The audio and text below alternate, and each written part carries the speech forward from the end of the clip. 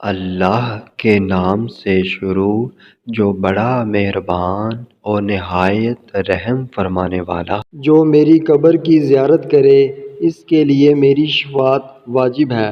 اسلاف اکرام کی روضہ رسول پر حاضری۔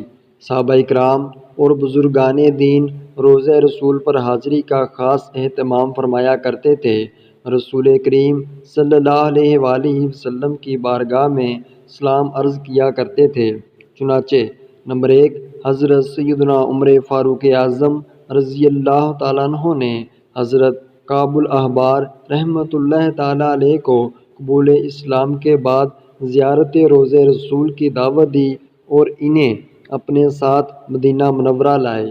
نمبر 2 حضرت سیدنا عبداللہ بن عمر رضی اللہ تعالیٰ عنہما کے غلام حضرت سیدنا نافع رحمۃ اللہ تعالیٰ علیہ نے 100 مرتبہ سے بھی زیادہ بار یہ دیکھا کہ سفر پر آتے اور جاتے وقت حضرت سیدنا عبداللہ بن عمر رضی اللہ تعالیٰ عنہما روضہ رسول پر حاضری دیا کرتے۔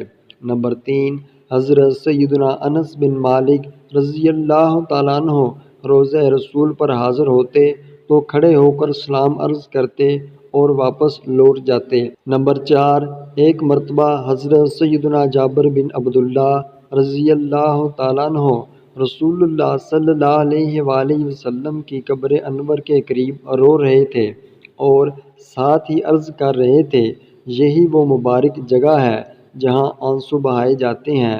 میں نے رسول اللہ صلی اللہ علیہ وآلہ وسلم سے سنا ہے کہ میری قبر اور ممبر کے درمیان کا حصہ جنت کے باغوں میں سے ایک باغ ہے۔